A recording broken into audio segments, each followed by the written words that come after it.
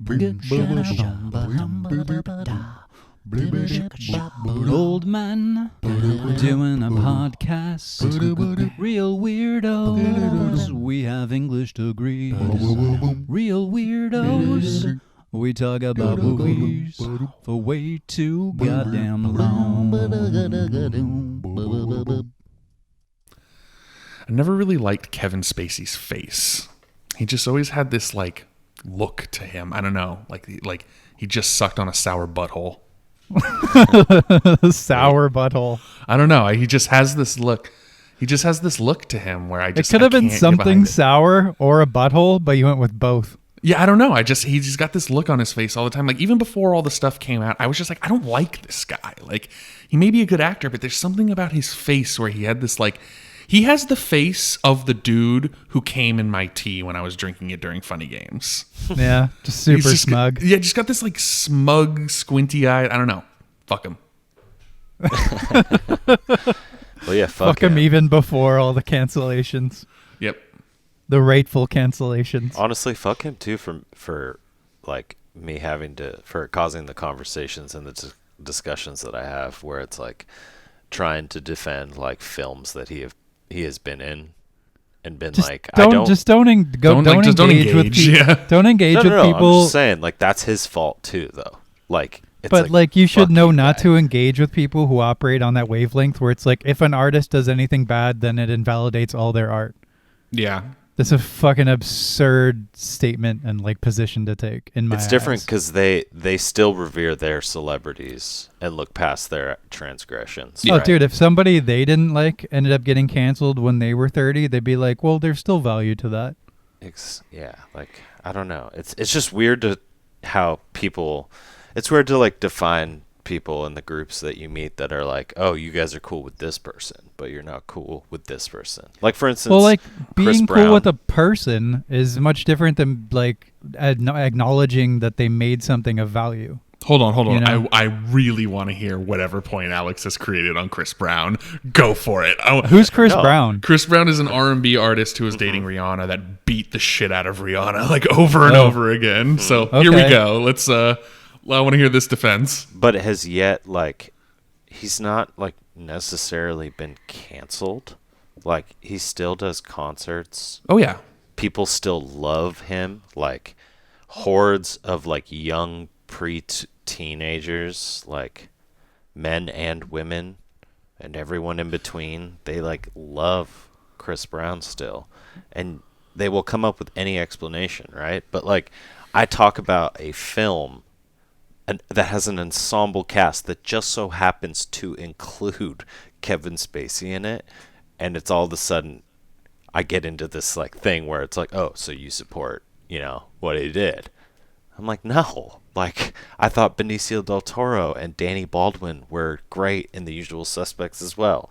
Like, I don't know. It's just got great direction and a great story. There's 2 points here that you're making. One is to cancel somebody wholesale, just completely from the ground up, provides no opportunity to learn. Because then you're just like, I have now just written off this person and there's nothing to gain or to learn from their mistakes or their work, which is one way, it's just unbelievably stupid. But then the second one is that I firmly believe in the modern times, like canceling people who are dead is like the dumbest, most smooth brain shit I've ever seen in my life. So I'm not even gonna really go into that. Like trying to cancel John Wayne, it's like, please just go put your head underwater.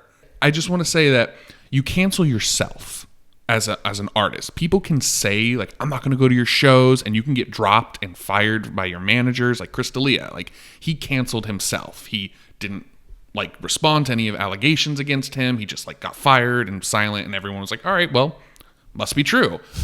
But there are a lot of people out there who have done like Brian Callen. He got quote unquote canceled. He was like, no, fuck that. I'm still going to go do shows and have my own podcast. And then it just went away because there was actually no substantive evidence pointing to it. But it's the silence and the apprehension that helps decide the public's opinion for you. The silent complicity. Yeah, and so it's like so many artists, if they just didn't pay attention to whatever bullshit people were trying to cancel them for and just kept being artists, it just wouldn't work. because it's like unless like they've done something actually heinous. Which in the realm of Kevin Spacey, I feel like Exactly, he was doing like that's actually heinous shit. Exactly. Like, There's fuck that, you, that guy. We're not defending Kevin Spacey's actions, by the way, on this No, podcast we're not. at Not all. at all. Guy's a piece Fuck of his garbage. face. We're just talking abstractly about the concept of cancellation. Yeah, and there's just a lot of people out there who've lost careers. Like I'm a huge Louis C.K. fan. Is what Yeah. he did really fucking inappropriate? Yes, unbelievably. But I'm still going to watch his specials and everything because I love his art and his music. I mean, his art, and his shows. But His R&B albums. yeah, exactly. The famous Louis C.K. R&B records. Yeah, he was like, well, the spot is left by R. Kelly, so I might as well Yeah. jump in there. He and Drake got together. Oh God, I mean, I don't know. Louis C.K. is not really into like underage people, so I don't think he'd go for Drake. Boom! Shots fired. My favorite one is people getting on Lovecraft for being a racist. Oh, and yeah. And it's like, well, dude was writing in 1899. So let's think about that for one fucking second, okay? Like, was he racist? Yeah. Was everyone else? Yeah. I mean, Does it bleed into his stories? A little bit. A couple times there are some pretty questionable the name of moments. his cat is pretty questionable. The name of his cat is very questionable. I'm not going to repeat it. But like overall, that's about 0.2% of Lovecraft, and the rest of it is phenomenal. But people who So say if you want to cancel someone for being racist in 1900, who was an artist, then I guess go ahead. But I'm not going to listen to you. Yeah. Well, people say that, and it's like, all right, whatever. Like, obviously, you just heard that somewhere. You actually never read a Lovecraft story, and then It's a popular thing to say now. Yes, and two is like I guess there could be a counter argument to be the devil's advocate of like, you know, Sir Arthur Conan Doyle wrote in the exact same period, and while there are undertones of like racial tensions, like he calls the kids street Arabs because like a lot of that during that time, a lot of the homeless children were Arabic children, and Jesus. So there's a little bit of that, but it's not nearly as like kind of glaring as sometimes Lovecraft can be with his very like rudimentary, like dark is good, or dark is bad, light is good, and all that. But whatever, like who cares? It's just enjoy the fucking art. Stop Enjoy complaining. the beautiful cosmic horror that changed the face of horror, and value that. Like Lovecraft is one of the only artists and writers that I've read where I've audibly gone like, oh man, what a line, like in the middle of reading it. He's a fantastic writer, fantastic ideas. I mean, speaking of someone who couldn't, you know, reckon between the artist and the person, we have our friend Salieri.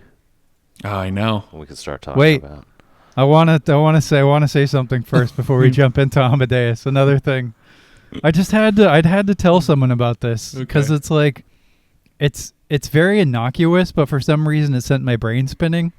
I saw the most fucking absurd thing yesterday. I was walking around and I looked at this lawn, and on the lawn was a toy lawnmower.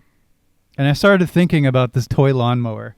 I was like, of all the things in invention and creation to make a toy out of, you make a fucking lawnmower. It's like prescribing mediocrity from the off. Like, there are so many things you could make into a toy. Get him one of those guitars that plays little pre-recorded notes, like something with a little imagination. You are definitely not gonna have children later You could in even life. get creative with a fucking hula hoop, but no, the kid gets a lawnmower. What do you do with that? Because the child only wants You to emulate pretend their to father. mow grass. You're like, No. gee, thanks, Pa, you dumb bastard. You that dad really gets my creative Are you gonna juices flowing. shut up so I can explain it? I can just imagine the grass getting shorter as I walk around in a circle. Oh my god! All right, I'm not even gonna try. It's like the kitchen. It's the joke. You know, they give. my I God. get it. people, I get like- it. Kid wants to be like dad. I just like. They like construction. It was just funny to me. Cars. I just love that you've prescribed everyone who mows their lawn as mediocre. No, it's just like it's just like a toy lawnmower. That's like of all I see the Jesse things. driving by people's like in suburbia, and like some dude's mowing his lawn. He just looks over like a Morden Joe, and he's just like mediocre. No, dude. I mean, I mow the lawn. It's something that has to get done, but it's like I wouldn't buy a toy for a child so they could pretend to mow a lawn. I definitely You gotta get get your him ready. point. You gotta get him ready for definitely- chores, man. I definitely get your point. You got to That's get them excited free to take that. There will be enough chores in their lives without Free having them labor. imagine doing them. I think they're just getting him ready to take that job off Dad's hands soon. Just like, all right, let's start Maybe him that's now. it. I could get behind that. You're like, "Are you excited, Johnny? You're going to be mowing the lawn soon." He's like, "Yay." And you're like, "Yeah, yay." Just trolling the shit out of him. So stupid. Like, "Oh, it's so much fun, Johnny. I Such promise." a stupid segue. Oh my god. Anyway, Oh my god. Alex, can you please do that intro again because it was really nice. Yeah. yeah, make it about lawnmowers somehow. You could just repeat the last. Speaking of a person who cannot reckon between person and artist, we have our friend Salieri. Exactly. Yep. So Jesse, you want to start us off? Salieri. Yes, today we're talking about Amadeus, 1984 film by the director Milos Forman. Milos? I'm going to go with Milos. I'm not Milos. exactly sure. Milosh. Milos. This movie won all the Oscars, basically. Yeah. Yes, seriously. Yeah. All the awards. It's about Mozart and his well, actually I'm going to let Jeff describe this Sure. one because Jeff, this is your choice. Yeah. And tell us about Amadeus. I'd love to. So I first saw Amadeus in classical music appreciation class. My teacher was using it as an example of particular mediums in the Romantic and classical era. And so she was giving us clips of this movie. And it was funny because as she kept giving clips of the movie, she kept letting the clips go a little longer because she really loved the movie. And like eventually we just all kind of like through like 4 or 5 classes just watched the whole movie. And I just really fell in love with it. I fell in love with this clear example of an unreliable narrator, which I really think is an important thing to take when you start thinking about this movie and the story it's telling, because this movie is not accurate to history. No, it's a comedy. Yeah, it's a comedy. It's a dark comedy sometimes Would you very call light. would you call it a dramedy? Yeah, I would probably say it could be called a drama. I mean, I hate when merging words like that, but yes, I could say we could call it such. But it basically it's from the perspective of Antonio Salieri, and he is the court composer of Joseph II, Holy Emperor of Rome, who resided in Germany, or in Vienna at the time, sorry. And so Salieri is the court composer at this time. Opera is dominated by the Italians. For obvious reasons, because it's the best. And so Says it's the Italian. as Salieri, it's told from his perspective of encountering and interacting with a young Mozart. And this movie is really just about ego. It's about self-assurance, being recognized and acknowledged for your talent, and then also accepting what level your actual talent it is. I mean, the whole movie is kind of this distaste. Salieri has this distaste for Mozart because Salieri has given so much of his life. He has remained chaste. He has promised God that he will serve God in every way if he can just make Salieri the voice of God's music as a composer. And then all of a sudden, here comes this young, vulgar, childish, silly German boy who is miles, I mean, in a different category entirely of composer. And Salieri can't accept this. He can't accept that this person who is a philanderer and a drinker and all this can be given the voice of God when he, someone who's remained chaste and donated his time and money, isn't. And so it's his tenuous grasp on this idea and his final abandonment of God and essentially not directly murdering Mozart, but working him and twisting things behind the scenes to cripple Mozart's life, make sure he's in debt and overworked, and leading eventually to his death, as it's told in the story, not in real life. Yeah, it's a weird kind of revenge story almost, and it's, I don't know, to me, and I didn't remember this movie at all. I might as well have never seen it. I think I probably saw it when I was 15. I remembered nothing. So it was really interesting seeing it again. To me, it was mostly like a cautionary tale about jealousy and letting like wanting somebody to fail so hard that it consumes you. And what does that leave you with at the end? It doesn't really leave you with anything. It's just hollow and empty and gnarly and gross and spiteful to just like inhabit this poison within you, to just have it completely consume you. And it's like if Salieri had sought Mozart's friendship instead, or just recognized his place, like what his talents were, and came at it with a viewpoint of love, like it could have been a completely different story. Obviously we're making a movie here, but so I understand why it is what it is, but I don't know, it seemed like a cautionary tale in that sense to me. So I've seen this movie several times, from when I was a young kid all the way up until now. It's like it's kind of like a Christmas movie between my mother and I. Oh wow, that's nice. I actually like that. I think that's really sweet. I think this is honestly one of the greatest movies ever made. I love this movie. Yeah. Nice. I would easily put it in at least my top 10, top 5. Maybe it like is definitely pushing. It's on the cusp of that. I think this movie is amazing. Not only, I think you guys were hitting like a good point with the genre of the movie, but for me it's always kind of like it's like historical folklore in my opinion, because it's, you know, you have the people who will always be like, oh well, you know, this didn't actually happen, blah blah blah blah. It's like that's not what the movie's about. It's about like a dramatic retelling of this legendary life of music. And the Salieri aspect, I think, is, I don't know, it makes it a story that anyone can enjoy, and it makes it supremely entertaining. I think that this movie is good for everyone. Like, even if you don't like classical music, right? You don't have to be a lover of classical music to love this movie, because like you guys said, there's elements of revenge and bitterness and things like that. But I have a theory actually that his folly starts a little earlier, Salieri's, and that is when he asks God to be the instrument for God. He's messing up right there, because he's saying to God, if you make me a famous composer, I will be like so faithful. I will be the best little Catholic boy you know. And that's where he messes up, because it should just be in the tenets of his religion, you know? It's like, no, you submit to God already. Like, you have already claimed faith in him by being Catholic. So yeah, he's not doing his best Job impression here. Exactly, right? He's like, if you give me this, he's like wheeling and dealing with God. And it's like, I'm not saying that the story is a religious one, like always go to church and shit like that. What I'm saying is, like, don't ask too much of the universe and expect it, you know, when you don't actually try to emulate or exude positivity in your life. Right. Charity. I will only be thankful if I'm given everything I want. You know, and it's like, yeah.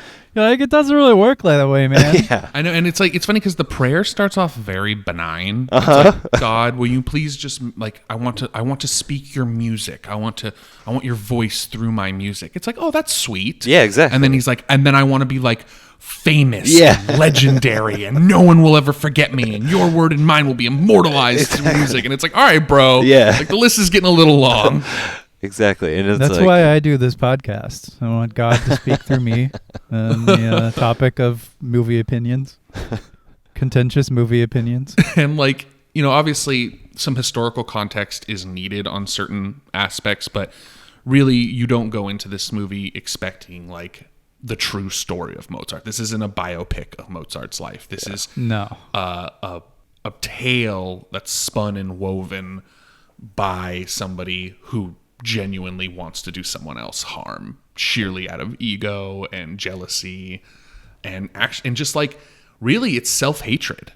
Like, Salieri hates the fact that he is mediocre at best. he can't handle it. He can't accept it. Yeah. He can't accept that he's not the best, and that he's not the best in comparison to somebody like Mozart. One must accept the fact. Yep.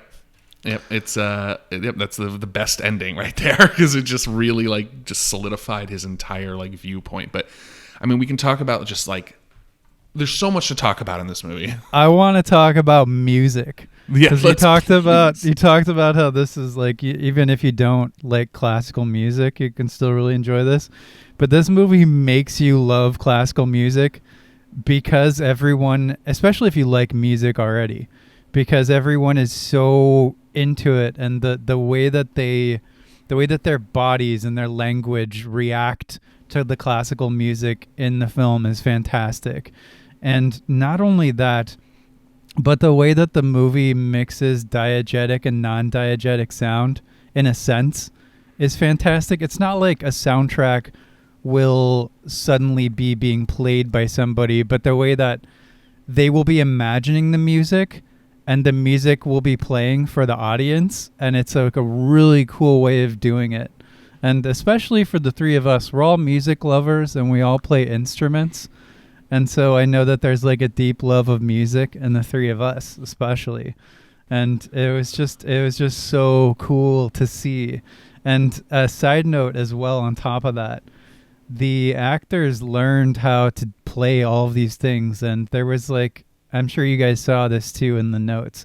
There's like a scientific study done-ish by like these composers who looked at every frame of the movie, and every note that you see people play is actually being played. Wow. So there's no bullshittery going on there. There's no fake playing, which I think is awesome. Wow. That is so cool. fucking impressive. I mean, yes, this movie is it's weird. It's such a strange film. It's such a strange piece of art because it takes the music so seriously, and to the point where you're getting these long segments. They don't cut corners with the opera scenes. Like, they give you huge chunks of Don Giovanni and all these amazing operas, and with full orchestras and full singers, and they hired beautiful opera singers to do the actual recording of these operas, and it's just entrancing. It's absolutely entrancing when you're watching the performances, like, just regardless of the plot of the movie or what's going on or where we've left off in Mozart's life. Like, it's like almost this little aside in the movie where you're like, oh, I get to like just sit here and watch Tom Hulce like really put his heart into Mozart's like conducting. Like, when Mozart's conducting, you just feel that energy and that pull and that intensity, and I don't know, the music is so miraculously perfected. The movie is in love with music, and it's like a monument to Mozart. It's interesting because equally in the sense that it's a deviation from Mozart's life, like it is just like a tale based on a thing. It's not the real Mozart. But the way that it treats the music and the compositions and the way that it luxuriates in it is, oh man, I almost said it. I'm going to say it anyway. It's a love letter. Oh, it's a love yeah. letter. Because it is. It's It an is. absolute love letter to classical music and Mozart and Salieri. It's also, in a sense, to the genre itself, the idea of the time of like putting on operas live. Like, theater and going to see a dramatic performance is much different than seeing it on screen. But this movie does a very good job of like blowing that world up for you. And like, it's a production. When you said monument, it's like a monumental production. Some of the sets are just populated with extras that are so varied. They're and so like, hilariously lavish. yeah, exactly. It's very opulent.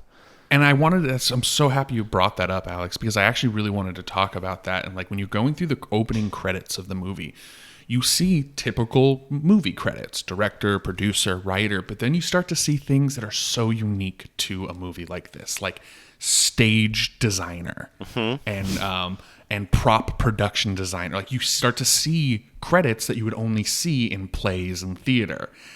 And the fact that they didn't just like try to just gloss over that, like, yeah, we'll just have like prop department set up some sets and it'll look kind of like. Well, they actually had very few sets. There are only like a couple. Most of them were real locations. I'm not talking about the sets, like as far as a location. I'm talking about like the actual, like when you're looking in theater scenes, the props, the set that is on the theater. is Right. is made by actual theater technicians, not Gotcha. not like a props department in a Hollywood industry. It's made by a theater company who like does this, and that's why they all look beautiful and they move the horse. And when the dead commander and Don Giovanni comes through the wall in this beautiful outfit, like all of that was designed by people whose life work it is to do this, not by a Hollywood prop department. And I really think that gives the life, the pulse of the movie. Authenticity, I think, is a good word for it. It feels very authentic. Like, I also read that they used only natural lighting to light this film. They didn't use actual bulb lights in any capacity. Makes so much sense.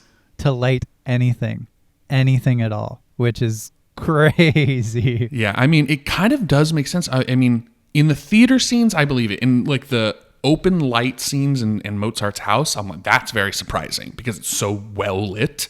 This movie is well lit. Like, they had to do things like put certain types of paper over certain windows in order to achieve the lighting of the scene, but they didn't want artificial lighting, which is like props to the director, man, because I mean, I don't know what it would have looked like with bulb lighting, but it looks fantastic it feels authentic. I'll keep going back to that word of authenticity. You can tell, like, when he's on the billiards table and he's rolling the ball around in his house, the lighting is very natural. This movie, when you say lit well, Jeff, you don't mean that it's like lit brightly, right?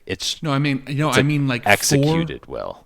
Exactly. That's what I mean, is for the fact that this is all natural lighting. When someone tells me, "Oh, the movie's all natural lighting," I go, "Oh, I can see that." But in this movie is lit perfectly. So it's like that blows me away, that fact.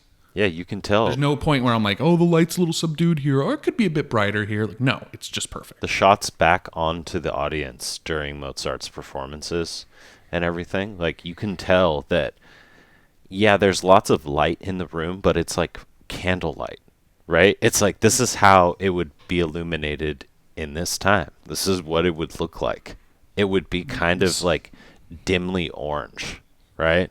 Yeah, the copper tones are very reminiscent of the age that this is taking place in. The copper tones in the palette, the rusty copper theater palette, gives this idea that this is taking place very long ago. There's almost no movie I've ever seen where I can't point to at least one shot or one something in terms of like where the camera's placed or something not seeming right, because my brain is just so nitpicky with those things. It's like, oh, there's a little moment of shaky cam or anything. But this movie, for 3 hours, I am completely 100% engaged in this world. And that is a ridiculous testament, if you know me. Agreed, especially for a 3-hour film. For a 3-hour film. Not at no point was I like, that looks weird. No, agreed. The costume, I mean, I'd probably say the only thing I would say was a little weird is accents. There's a lot of variation. I like Mozart has an American accent. Yeah, there's a reason for that. The director told people to just go with their natural accents because he wanted them to focus on the performance and not the accent, and it really doesn't matter. It doesn't, because the tone of the movie is not trying to be a one-to-one representation as much as it is in terms of visuals and the feel of the movie, like we talk about with the lighting.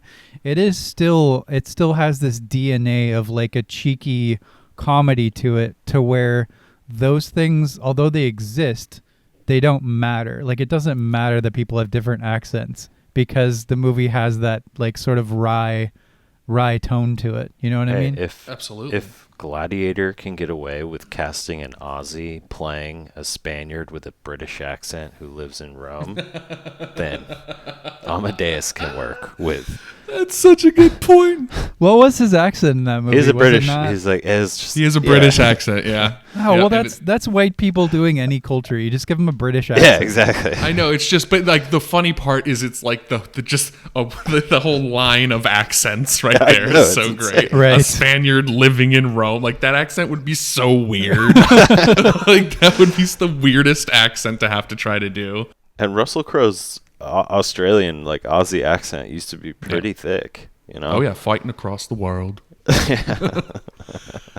Making movies, making songs. This movie is a around the work world. of fiction. I mean, we will say that is, this is a stage play written by Peter Schaefer. Milos Forman actually was at opening night of the stage play and saw it for the first time and fell in love with it immediately, of the stage play Amadeus, and just fell in love with it and had wanted to recreate it for a very long time when he had first seen it, and eventually was able to do so in a very beautiful way. But you can tell that he had that connection to the medium, to the source material, very, very, very strongly.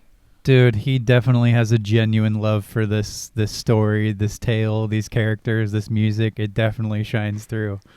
Yeah, the costumes are brilliant. I mean, and not only are they brilliant, but they're done in a way which is almost like representative of what having to wear those outfits in that time was like. Like every time Mozart takes off his wig, he like ruffles up his like messy red hair, which is such a contrast to like the styled white hair. Or the pink sometimes. Exactly. Like the infused, like he's always wearing very strange wigs and stuff like that. Like he's constantly trying to show that he's different than everyone else, that he stands out separately from everyone else that can consider them a composer.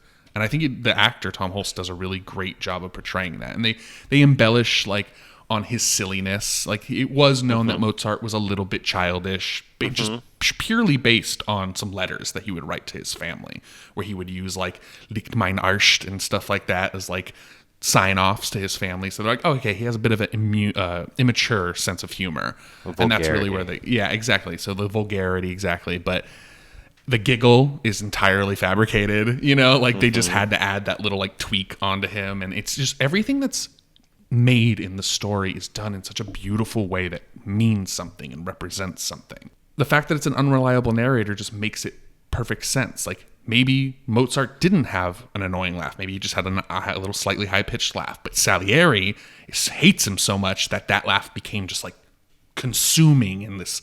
So to him, it's this like obnoxious high-pitched giggle. It's funny. I didn't think about the unreliable narrator aspect to it. But that's one of my favorite things in fiction. I love a good unreliable narrator. I think this is one of the best representations of this, is really like everything that could be like, well, that didn't really happen. Well, of course not, because it's not being told in a historical text. It's being told by a bitter old man in an insane asylum. I will say, too, really quick about the costumes. And F. Murray Abraham, it is one of the best old, like, aged prosthetic costumes and acting I have like ever seen, and this is like 1984.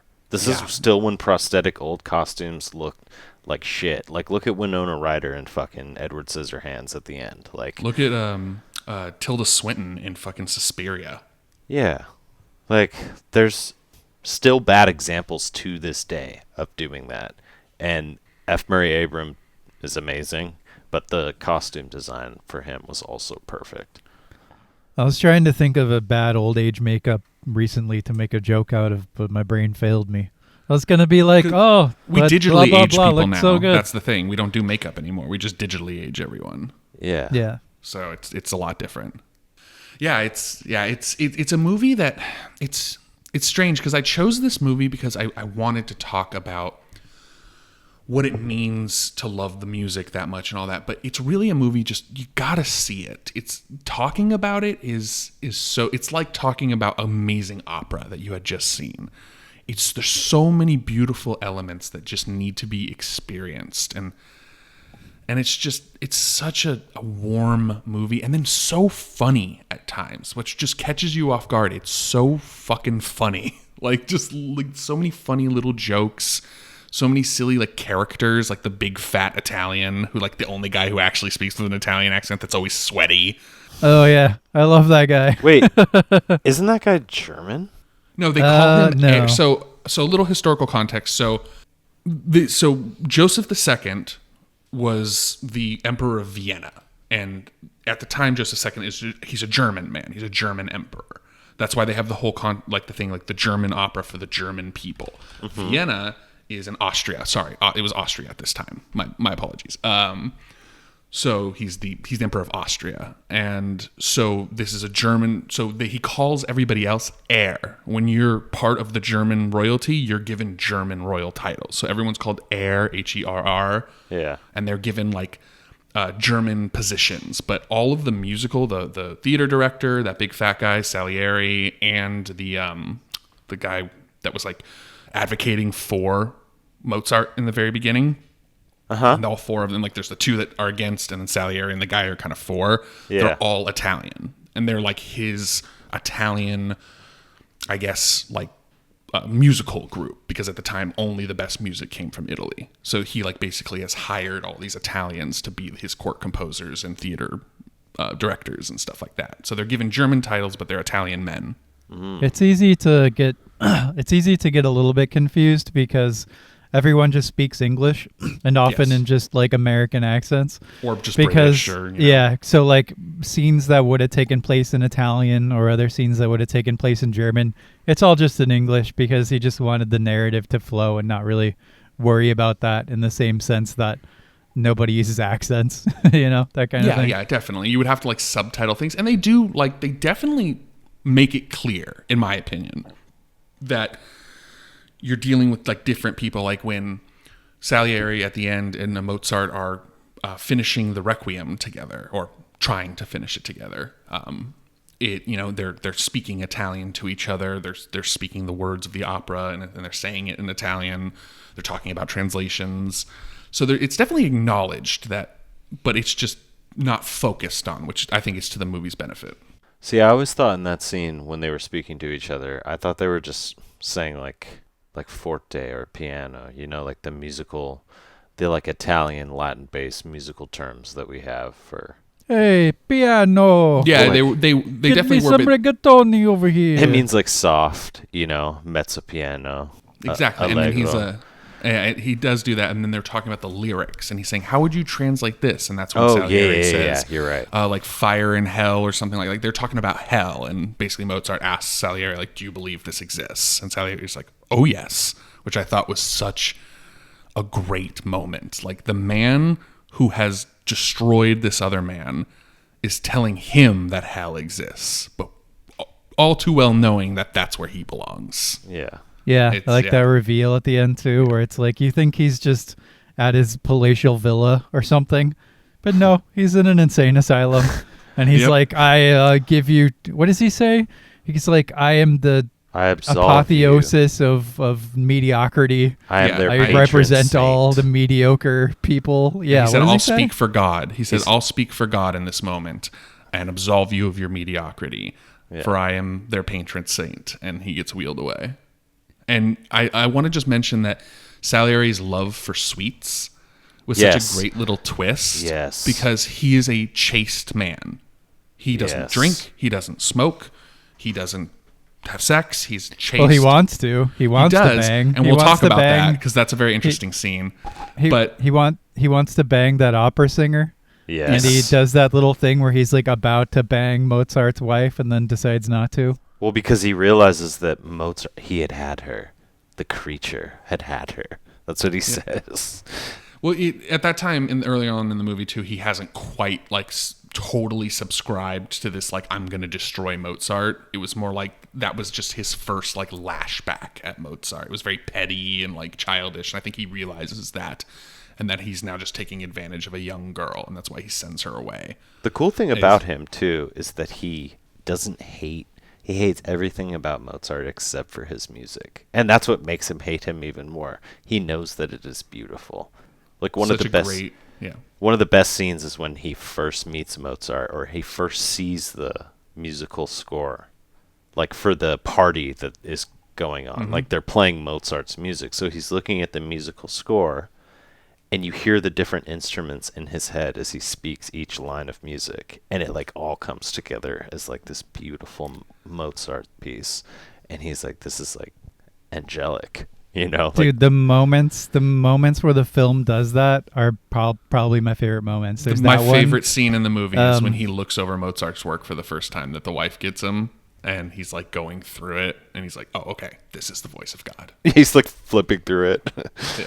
There's also the scene at the end where he's transcribing the funeral dirge for Mozart, and Mozart's telling him all these little things to put in there, and as he puts it in there, it's like, no, the violins come in here. You hear that as the audience, and it's so cool. I know. It's so it's cool. amazing. It's so great. Unique. It's so unique.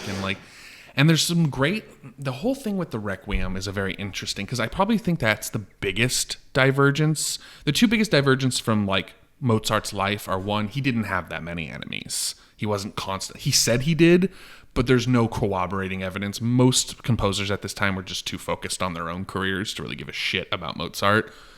And the other is that the Requiem was commissioned anonymously, actually. It was commissioned by a stranger, but it was commissioned by like an amateur composer who wanted to pass off the work as his own for his wife's funeral. That's the actual. And instead, it's Salieri wanting to overwork Mozart to the point of dying of exhaustion, essentially. So that's the biggest deviation. And Requiem was finished by a friend of Mozart, not Salieri.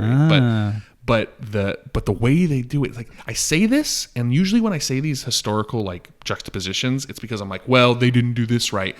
That doesn't matter. I'm just giving context to the people who may be interested in that kind of thing. Like, hey, how does the movie deviate? What they do in the film is utterly brilliant and heart-wrenching and gorgeous and just perfect. It doesn't take away that it's not historically accurate. It actually adds to the narrative and makes it so much more full and vibrant, and it's just gorgeous. I think Jeff likes this movie. I think we like this movie, guys. I just love passion. I love deep passion. When you hear Tom Hulce as Mozart trying to convince Joseph II to let him do The Marriage of Figaro is such a passionate speech. It's so full of just desperation, and you can see his eyes darting around thinking about every little like thing he could possibly do to convince the king or the emperor. And it's so reminiscent of somebody who's truly in love with what they do, and that will never get tiring to look at. That carries over. There's also something I wanted to point out and discuss a little bit, because this film is incredibly human in a very intense way, because the element of jealousy and the element of looking at somebody who does what you want to do and you feel like is your purpose to do and does it better and does it seemingly without any effort is maddening. Like, we've all felt this, unless you're like a saint or something. We've all felt this level of jealousy, this level of like feeling like you're not good enough kind of thing. I think that's never felt that. That's something. Oh, okay. I'm just kidding. Alex never felt that, but as we established last time, he's the main character in this story. Yeah, exactly. Of this world. Alex is the main character in reality. I'm just impervious. He's the main to character stuff. of our reality. He's So got that plot he's armor. impervious. Low int. But it's like, dude, we have all felt like Salieri. Is my point. And Oh, absolutely. Yeah. He captures And I had that. Yeah, totally. no, yeah, keep going. Oh, sorry. He captures that feeling when you're wanting to be the best version of whatever your art is, and you see people who are seemingly either younger and better or just better, and it's almost sometimes difficult to watch. And that is why Salieri is such an interesting character, because he subjects himself to that on purpose, as if a bit of Mozart's brilliance could rub off on him. He goes to every performance, no matter if it's in a vaudeville stage or a grand hall, and he watches every performance and looks at it and just in awe and majesty. And that takes such a different type of soul. Like, when I'm passionate about something that I'm new at, I find it very hard to talk or look at people or watch videos of people who are amazing at it and younger than me. That's just my own ego and insecurity. I can do it, but I feel bad. Salieri just doesn't. He just sees the brilliance and tries to capture it. It's this beautiful, almost like pushing the rock up the mountain type thing. There's a weird dichotomy there, because it's basically, I mean, you can see it within the film that Salieri is the one above all others who sees the absolute brilliance of Mozart, and yet is still, and because of that, almost is his greatest enemy. It's a very interesting dichotomy. And simultaneous to looking at somebody who is able to do all the things you want to do effortlessly. I was thinking about the fact that we see people whose lives seem to be effortless, and like there's almost an animosity there. Like Jeff and I know we feel that. We have a friend who life is very easy for him, and we get on him about it sometimes. And I saw that in there as well, where it's like, how is everything just like work for you all the time? It's crazy. It's like, here I am, depressed and whatever. You know what I mean? Yeah, I definitely understand what you mean. And it's almost shown clearly in the scene where Salieri is trying to sabotage Mozart's performance by saying, oh, there's a ballet in it. And at the time, Joseph II had banned ballet purely because he didn't like it. And this is one of the reasons why people considered him a despot, is that he blurred his preferences with political act. There was no reason for him to censor ballet. He just didn't like it. He also didn't like serious operas. He only liked comedy operas, which is why in the beginning we see very lighthearted operas. He didn't like things like Don Giovanni. He didn't like black operas. So he just banned both of those because he didn't like them. So they try to sabotage it, and then Salieri almost shoots himself in the foot because he tries to sabotage it. Then all of a sudden the emperor decides to show up and goes, the fuck is this? And they're like, oh, well, we had to get rid of the ballet. It's your law. Yeah. And he's like, yeah, but... Is it modern? And it's kind of a little bit of a take on like, this movie's not political, but it gives little like winks at the current I love the time little period. wink to Marie Antoinette. Exactly. Yeah. So for context, The Merchant of Figaro was banned because in Germany, in Austria, because it's considered, it's not proven, but it's considered to be one of the catalysts of the uprising of the French peasantry.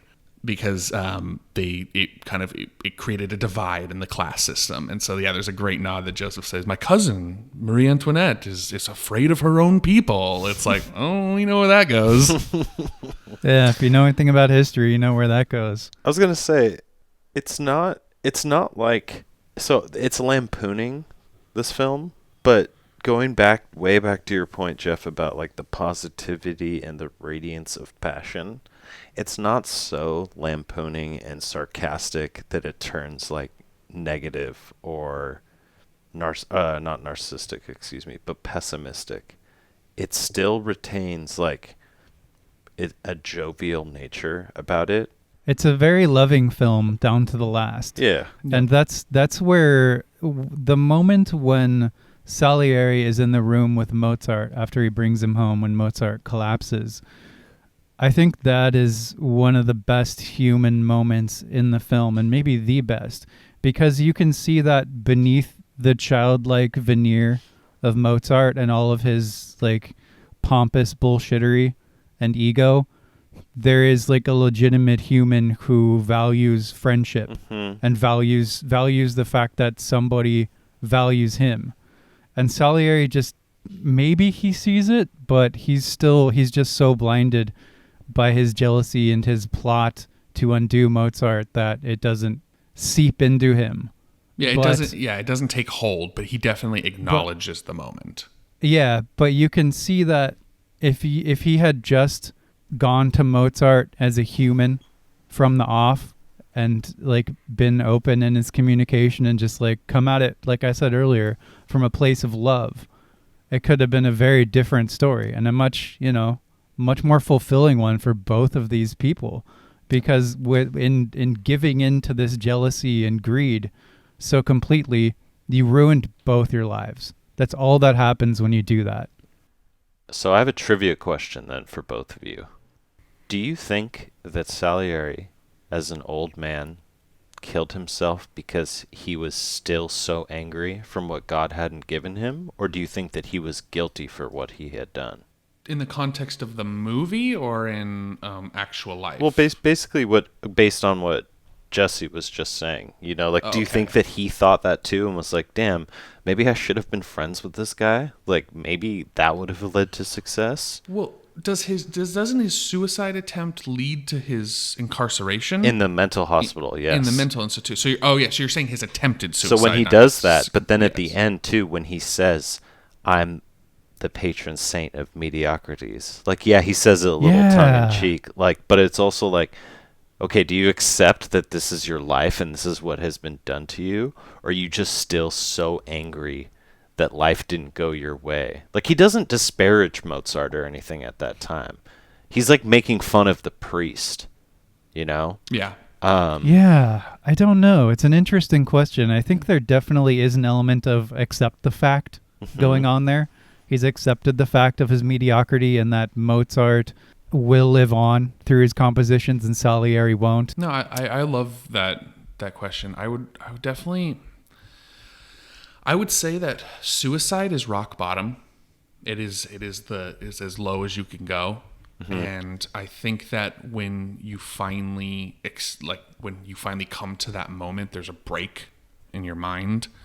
And since he did survive, and now he is this world famous musician who is languishing away in a stone cell in a place full of absolutely insane. I mean, you see the state of this asylum when in the beginning of the movie. It's not a nice place. It's just a bunch of naked crazy people and people beating them with sticks and like switches.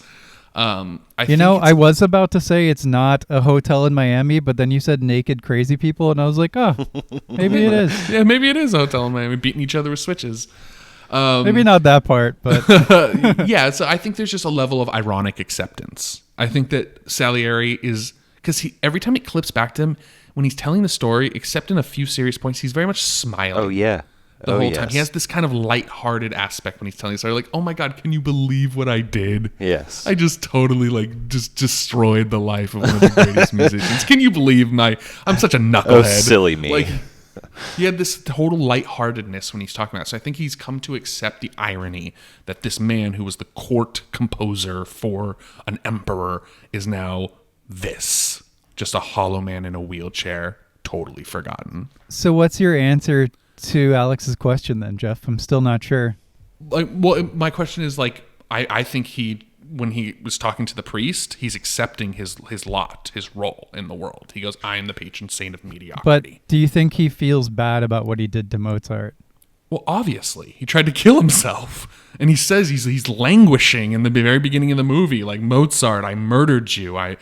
Forgive me, I've murdered you. Like, it's pretty clear. I mean, okay. Yeah. I was more viewing the question as by the end of the movie, is he acceptant of his role in the world? And does he still think of himself as this larger than life character that deserves all to be able to speak God's word? And I would say no.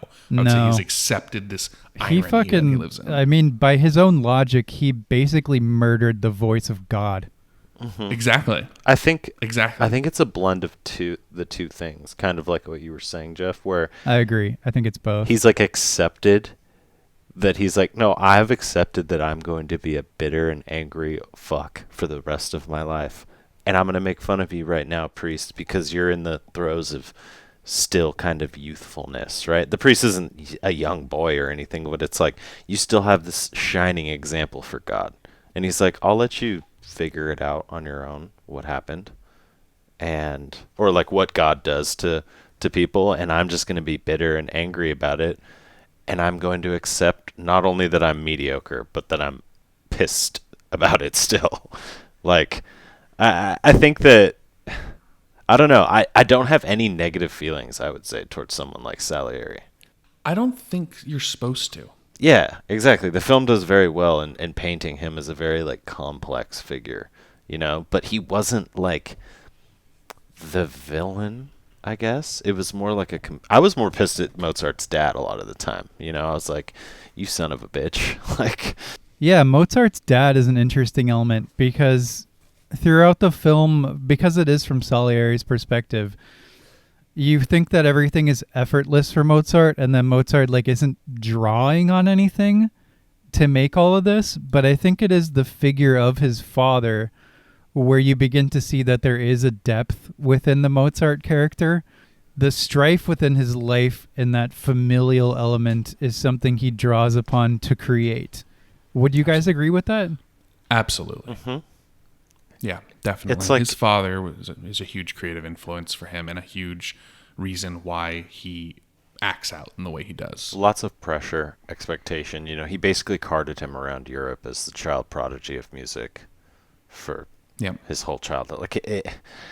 Mozart was never able to be a normal child, so it makes sense that he carried on some of his juvenile traits into adolescence and young adulthood. And I want to stress that I use the word, instead of youthfulness with Mozart, I used childishness, but not in not in the negative connotation that word has. It feeds into his genius of music, obviously, right? It's like he's not confined by the old traditional ways or classical traditions of music. So he can make this stuff that is just gorgeous and beautiful and revolutionary. I like that they didn't make him dark or damaged or crazy, but they made him more of a child. But then when his father comes in, it gets more solemn and a little more serious. You're like, oh, okay. You're like a kid of immense pressure and in a childhood where your expectations were just through the roof. Yeah, he does throw temper tantrums. Yeah. I read that Tom Hulse? I said Hulse. Hulse, we'll just go with Hulse. Yeah. I'm not sure. He studied videos of I can't remember who, but some famous sports figure at the time John throwing McEnroe. some temper tantrum.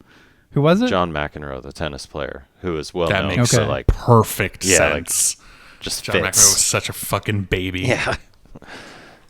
Yeah, so he studied that in order to do the temper tantrums. It makes so much sense. He also I love this factoid about Tom Hulse, and it made me think about what one of the cool things about acting that you don't think about is he spent 6 hours a day for 6 months before the film practicing piano. He learned to play all of this immaculately. That's so cool. It's not just cool. I mean, that's ridiculous. That's your job. Your job is to learn this amazing skill amazingly. Acquire skills. You know what I mean? That's not also can we take a second? That's not learning a simple. You're learning fucking Mozart.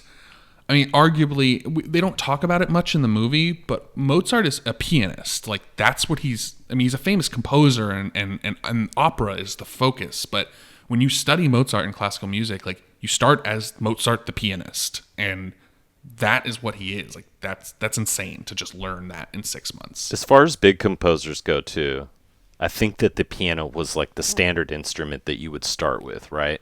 Because you were able to play a huge harpsichord. Range. Yeah, exactly. A type of keyboard would be the standard instrument that you would compose music on, and then you could write other lines and pieces for violin, woodwinds, drums, things like that. Yes.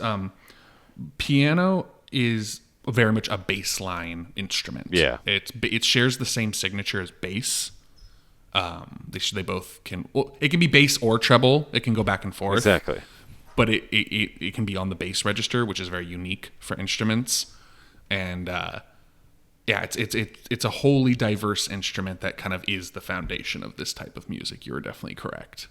Yeah, so they used it as the bass line for the compositions in terms of a bass line in multiple ways of the word, right? Yep. Mm-hmm. Is that correct? Yeah. Yep. But great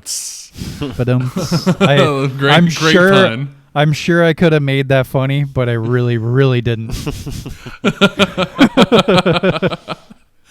No, absolutely. Yeah, I think it's important to just point out real quick, going back to the idea of his father, is Mozart is a man that's in pain. And that is something I think that if you keep in your mind while you're watching the film, it makes him make so much more sense.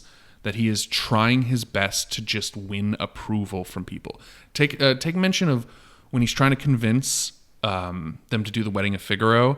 He's like, no, there's nothing offensive. I've taken out all the offensive stuff. It's just going to be a fun little thing. And they even call him. They're like, you're innocent, Mozart. And it's such a childlike thing for him to think I just took out all the bad stuff. Mm-hmm. It's no, you don't understand how political complexities work. You almost have the mind of a child. And then anytime someone tells him, or he always asks, did I do good? Did you like it? Mm-hmm. Do you like my work? Mm-hmm. He's very looking for that fatherly affection. And when Salieri, somebody that Mozart respects to a degree, he does make fun of him a lot. Not in front of him. He does respect him. And so to hear at the end that when Salieri says, "You are by far the greatest composer that has ever been," you can see how much that meant to Mozart. And that was such a powerful moment. There's a commentary here as well on genius that I think warrants at least pointing out, in that often the people that we think are effortless geniuses hide a really dark depression to them. I think about Robin Williams. Yes, I thought about absolutely. Robin Williams when you were just talking right there, where it's like the most effortlessly funny guy who could make anyone in the world just die laughing just on the movie set. You know, Just there was off an the anecdote cuff, about yeah. him. Yeah, just when he felt everyone's energies flagging, he would just do like 20 minutes of off the cuff stand up and just like joking about whatever comes to his mind. And by the end of it, everybody's ready to go for another 8 hours. They're just so enlivened. But as we know now, Robin had severe depression issues. And also just medical issues. I mean, he knew that there was Well, a that's possibility. at the end, yeah. Yeah, but and he even knew that was a possibility in his life. It's always interesting to see like the prodigies or the talents that we've encountered through life, and sometimes you always wonder, you know, like, did you use this as a tool for survival? Is that why you're so good at this? Or do you genuinely just like, are you just good at it and you like it, you know? Philip Seymour Hoffman. Yeah, it's hard to... I was thinking along the lines of like some athletes as well. Like, you know, like kids who grew up in very, very poor rural America and they went off to play sports like baseball, football, or basketball, where it's like, are you just really good at this because like it was literally like your lifesaver that was thrown out to you in like a very tumultuous world and you just grabbed onto it? Like, because if that is the case, good on you for being great and talented, but if you know, it's like, I'm sorry that like you've been compressed into this individual. I'm not saying that they don't enjoy it or anything like that, and I'm not saying that this is even the case for the majority of talented people. I just mean in Mozart's case and in Robin Williams' case and other people, like artists especially, like you said, it can be kind of subversive or like a veil of some type, you know? It's exhausting. It's energizing too. Like, Mozart didn't build buildings. He wasn't a blue-collar worker, you know, where he like had to lay brick every single day. It took a very emotional and exhaustive role on him, or like physical toll, excuse me, on him. Yeah, I mean, it's clearly illustrated. I mean, Salieri kills Mozart inadvertently through exhaustion. Of making music. Yep, he knows he's desperate for money. Exactly. And he knows he'll do anything for it. So he puts a near impossible task to write this requiem in the amount of time, whilst also still trying to like keep himself up as a known performer. And so it's like, I mean, the plan at the end was near flawless. Oh, it was Salieri was like, if you're going to try and play a long con on someone and you're willing to like be as two-faced as you want, like, good on you, man. Like, you were about to get him. You were about to get him, and like he was gonna die. You were gonna take credit for writing this beautiful requiem to one of the greatest musicians you had ever befriended, and people would remember your name, you know, as the like curator and caretaker of Mozart's legacy. And instead, his wife Stanzi comes home and fucking is like, get out of here. I'm taking this music back. And like you can see the look on Salieri's face, almost just like he like can't believe what's happening.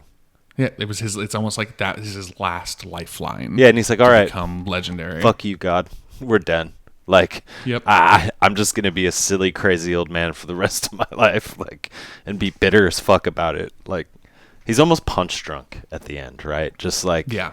All I can do is laugh. I can't even wail or lament about my situation anymore. Yeah, no, he's totally resigned to the fact that he, in his best effort to be remembered, he only achieved being forgotten. I know.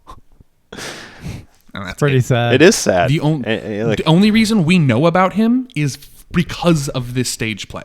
He was totally forgotten for the entirety of the 19th and 20th centuries. Nobody fucking knew who his name was. It wasn't until Amadeus came. I wanted to jump back to something Alex was talking about real quick about the role of an artist and like why you do the things that you do, or like what that is, whether it's a lifeline or not. And I can't really speak for other people. I can only speak to my small role in this world. I'm not the protagonist like Alex. But the things that I find beautiful and the things that I focus on, whether it's writing or doing this or the music that I love, it is because it saves my life. You know what I mean? And I'm not some great artist. Maybe I will be someday, but probably not. But I think my point here is that it is like, I think a lot of people who do gravitate towards art and creation and think about these things a lot and make it the focal point of their life do so because like life is really hard. You know, like I've always found life pretty fucking hard. I mean, if you look at my life from many perspectives, I'm sure it doesn't look difficult. Like I've grown up middle class in California or whatever, but I've always been depressed. And, you know, I've had a hard time dealing with what I consider this reality. It doesn't make a whole lot of sense to me.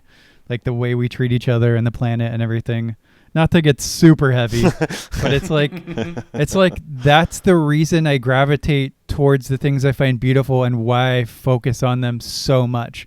It's because if I didn't, I don't know how I would live, you know? Well, absolutely. I mean, art is the constant pulsating representation of our struggle to understand this reality. I mean, if it was all there, if it was just there in front of us and we knew what everything was and what our place was and what we were meant to do, then I don't think art would be what it is. It might be something different, but we created this medium to understand the incomprehensible, to give word and image to things that are beyond just normal articulation. Yeah, and it's our way of finding beauty. And it's so, it has to almost come from some level of pain sometimes. It doesn't always. That's very, like, I don't say that every artist is a tortured artist, but a lot of the times it's almost a great catalyst to use your depression and use your pain. I think most great art is wrought from some kind of suffering, for sure. I would definitely say a good percentage. I'm not going to say pure suffering, but it's definitely in there because if you don't have a little bit of darkness, I had a professor who liked to say, put a crow in it, you know, which I fucking love that statement. Such an amazing statement. Yeah. It makes it's like, that's cool. Says so much. But you got to put a crow in it. I like had another professor who, it might have been the same one actually. She talked about how her daughter would draw these amazing paintings of ballerinas, but what it's missing, what would delineate it as art from kitsch, it's like if you just put a tiny little bit of blood on one of the ballerina's shoes, bam, there's your crow. That speaks to all of the efforts and the suffering you have to do to do something like that. You know, it imbues it with a reality that is non-Disneyfied. You know, there's a very fine line between what is true and what is kitsch. And often it's just, you got to put a crow in it, man, because life has a fucking crow in it. It's scary and disconcerting as well when you're dealing in the arenas of inherent value is so highly prized. And going back to the idea of like athletics and music and art and things like that, it's like no one's being like, you know, this guy was the most genius welder. No offense to welders or people who work blue-collar jobs. I'm just saying, like, you don't have biopics made about the best bricklayer of all time in San Diego, right? Like, there's something different about being able to be like, oh, well, you can learn bricklaying through an apprenticeship, and you can, you know, go every single day and learn how to be a blue-collar worker that's really specialized and really good at what they do. But it's different when you're in the realms of music or painting or writing or things like that. Or filmmaking. Exactly. It's like you can do all the right things and still suck. Salieri was a gifted musician and composer, right? But in Mozart's case, like, they both deal in this arena of just expectation and inherent talent. You are good at this because of who you are, like, biologically, in your DNA. This is why you're good at this. You know? So it's hard to reckon with that. There's something else though. There's an X factor, because you can be really great at something technically, but still not have the element of soul that pushes it over. I believe it was I can't remember the artist's name, Led the Zeppelin? writer. Oh, sorry. Led Zeppelin. No, what did they call it? Come back to me. Okay. Well, it's just I wanted to ask you, Alex, this idea that you're touching on, would you say that basically the movie is explaining that very idea in Salieri asking to be the voice of God and Mozart actually being that voice of God? And then that, I think that's almost like a small allegory to the viewer and the artist, where there's something there that the artist is touching that you can't touch. Mm-hmm. And that's why it's revered. That's why it's respected, is because this person is saying something that you understand. Just like, perfect example is what Jesse just said with adding the blood to the shoe. It's like we all immediately understood what that meant. Jesse didn't need to say because of her you didn't need to say any of that. It's all there in the image. And I think that right there is the crux of what we're talking about, is the artist is able to say the unsayable, and we all understand it universally. We all go, boom. That is a perfect segue to me figuring out what I was talking about. All right. Okay, so Frederica Lorca had this idea of something called duende. And duende is one of my favorite ideas in the world. And he frames it, or it's framed in a way where it's like a woman in a bar does a flamenco dance and everyone's watching, and she's totally perfect, nothing wrong with her performance, like absolutely technically, like I said, perfect. And people just give a mild little applause, but then a woman goes up there, another woman, and does the same thing, and even though it's not technically perfect, she's stomping her feet and slapping her hands, and like there's just this soul to it. Like duende is like soul. And even though it's not technical perfection, the soul carries over to the point where everyone stands up and cheers. And that's duende. It's this X factor that makes an artist like go over the top. Now, obviously Mozart had both. He was technically perfect, but I don't know. I think duende has a crow in it. You know what I mean? Yes, definitely. Well, he's a perfect artist, but he was not a perfect man. No, not a perfect man. I think that's Who is? really, yes, exactly. Who is? Well, I think that's the point, is like Salieri was like, the only way to become a man like Mozart is to be chaste and respectful of God and beseech God, and to recognize that that's not the case. I mean, totally crushes his faith to the point where he burns a crucifix. Now, today we go, oh, he's burning the crucifix. In that time, to burn the crucifix, I mean, Salieri could have gone to jail for like his whole life. Like, defacing a crucifix is a high crime. You still can in Poland. Really? You can go to jail in Poland for offending religious sentiment. Interesting. I didn't Dude, know the that. band Behemoth is on trial like all the time. The old Holy Roman Empire. Shout out to Behemoth. They're fucking awesome. They're one of the best. But yeah, I think we're talking about like that kind of that same idea.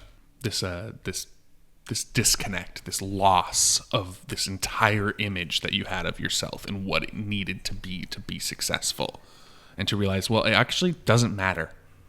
It's just an intangible God-given talent that I will never have.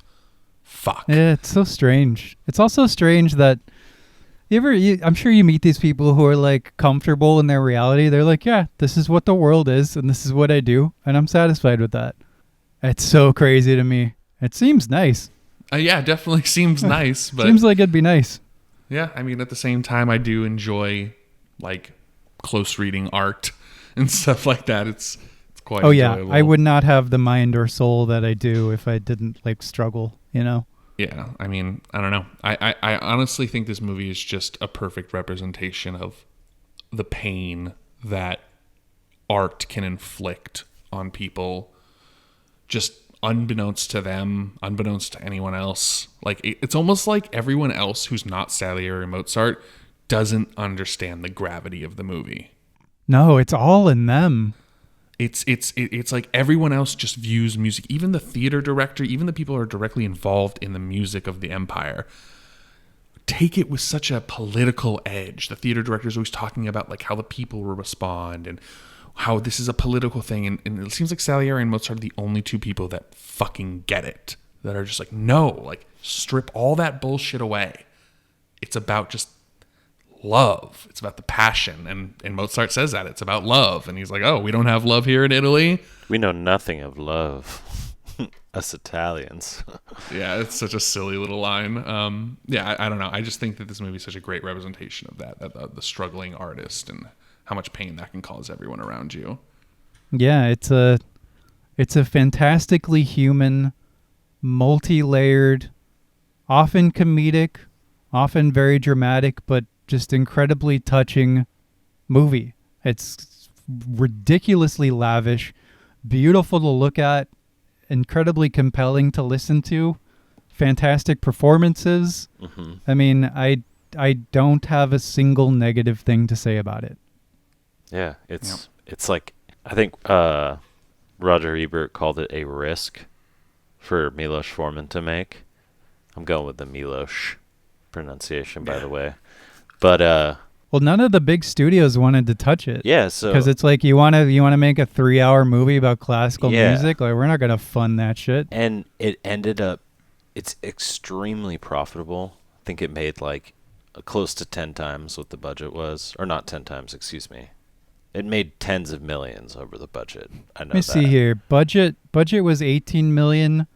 Gross worldwide was 52. I'm sure it's just gone up from there with sales and stuff like that. Also, like 1984, Mm-hmm. and even in that era of like the years following when it's being seen, like even 51 million. Yeah, that's bucks good. Over in the 80s. Over 18, you make $30 million on a movie. You know. Yeah, that's pretty good for an 80s movie that's not like E.T. or something. You know what I mean? It's not like Spielberg. It's 3-hour long extravaganza.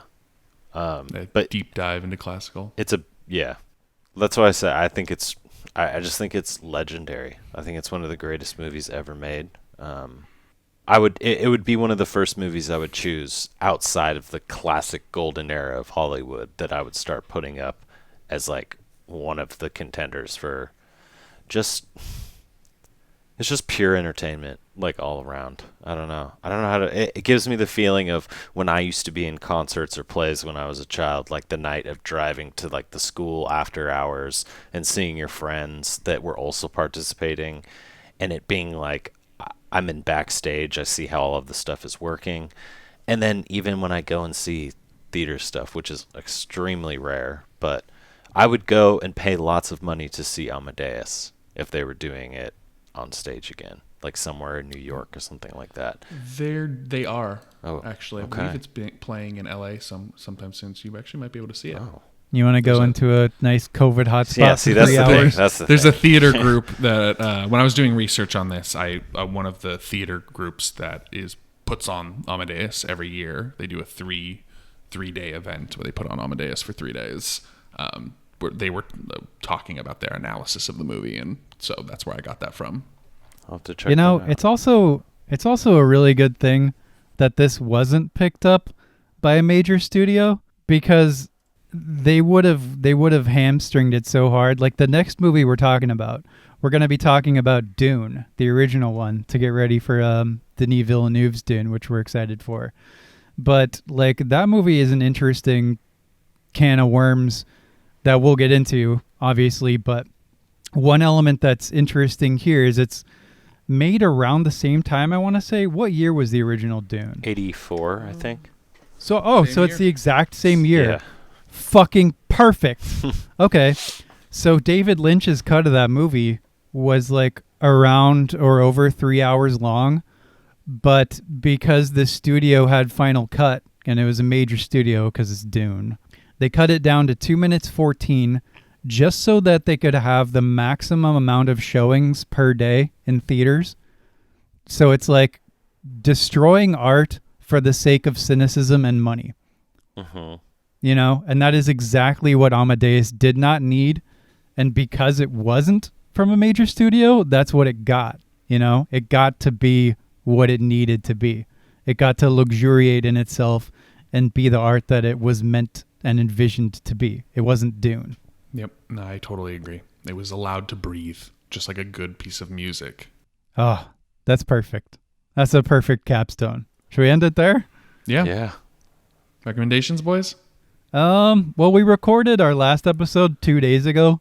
Yeah, that's true. The only thing I think I watched in between besides Amadeus was an awful movie from 1992 starring Brad Pitt. It's his first starring role. It's called Johnny Suede, and it's I don't even know what this movie was trying to do. It was like just like a postmodern crap show with terrible acting, flat direction, bad writing. Nick Cave is in it, which is interesting. He's in it for like 5 minutes, and he makes Brad Pitt eat chicken that he finds on the ground. So that's kind of weird. But, you already want to see the movie. I don't recommend it. It's all bad. right. Anything else, Alex? You got anything?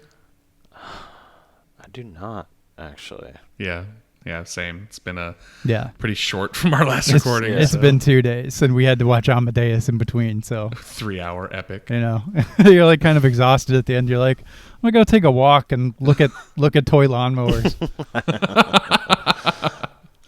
All right. Then. All right. We'll be back next week. Thank you to my co-host. Thank you, Alex Abear. Of course. Thank you, Jeff Casino. Of course. Yeah, I had a fun. And we'll see you guys next time. Talk about Dune. Bye-bye. Goodbye. Now our podcast is done, and we have to run. We know it is sad, but we had so much fun. Don't be bereft, Jesse, Alex, and Jeff. We'll be back real soon. The Reel Weirdos. We talk about movies for way too goddamn long. Bo bo bo bo bo bo bo bo bo bo bo bo bo bo bo bo.